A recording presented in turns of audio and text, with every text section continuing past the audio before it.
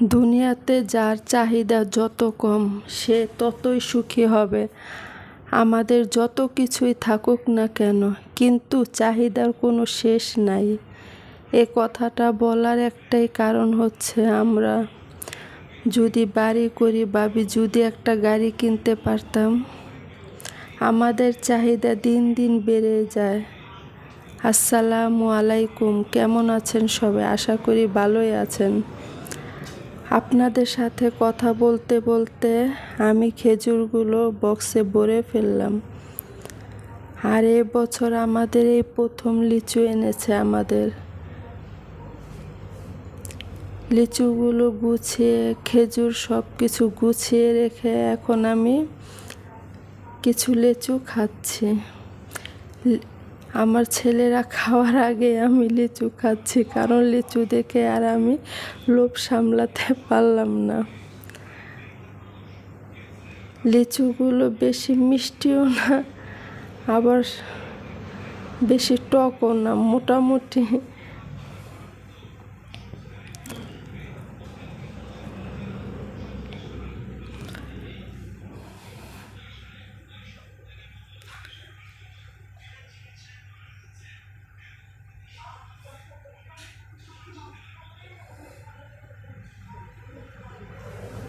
কিন্তু লিচুর সাইজগুলো একদম ছোট ছোট ছিল, বেশি একটা বড় না।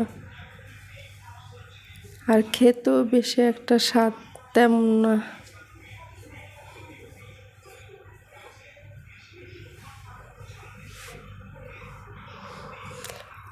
লিচু খেয়ে আমি এখন আমার ছেলের জন্য একটু লুডুস রান্না করলাম। ওকে বিকেলের নাস্তা দেব, তাই আমি লুডুসে তেমন একটা বেশি সবজি অ্যাড করি না, কারণ আমার ছেলেরা বেশি একটা সবজি দিলে ওরা খেতে চায় না, শুধু গাজরটাই দিয়েছে। এটা হচ্ছে পরের দিন দুপুরবেলা রান্নার জন্য আমি সব কিছু গুছিয়ে নিয়েছি। দেশি পোয়া মাছ কেটে ধুয়ে নিয়েছি, মিষ্টি কুমড়া কেটে নিয়েছি, করলা, আলু।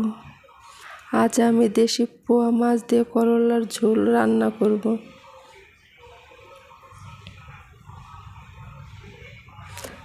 আর আমি সবসময় এভাবে রান্নার আগে গুছিয়ে নিই। এবার আমি সমস্ত মশলা দিয়ে আলু একটু কষিয়ে আবার এখন আমি করলা দিয়ে দিলাম।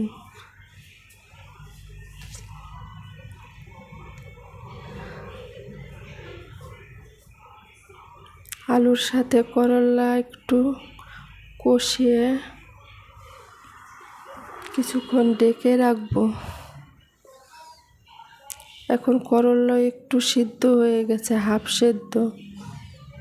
এখন আমি ঝোলের জন্য পরিমাণ মতো পানি দিব।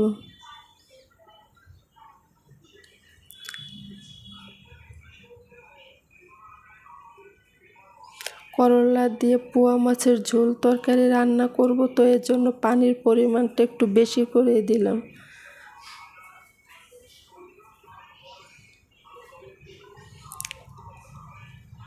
এখন আমি আগে থেকে হলুদের গুঁড়া, মরিচের গুঁড়া, নুন দিয়ে দেশি পোয়া মাছগুলো ভেজে নিয়েছিলাম, সেগুলো দিয়ে দিলাম।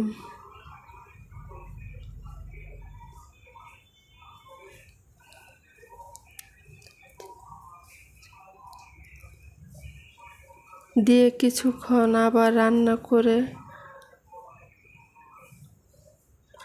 উপর থেকে কিছু কাঁচামরিচ আর ধনিয়া পাতা ছড়িয়ে দিলাম। হয়ে গেল আমার দেশি পোয়া মাছ দিয়ে করলার ঝোল। আর তরকারিটা এত মজা হয়েছিল যে আমি খাওয়ার পর ভয়েস দিচ্ছি। আবার আপনারা বলবেন নিজের প্রশংসা নিজেই করি। এখন আমি ঢেঁড়স ভাজি করে নিচ্ছি। আমি মিষ্টি কুমড়া কেটে নিয়েছিলাম ভাজি করার জন্য, কিন্তু সেগুলো আমি আর ভাজি করিনি, ওটা ফ্রিজে রেখে দিয়েছি। আর আমি ঢেঁড়সটা ভাজি করে নিলাম।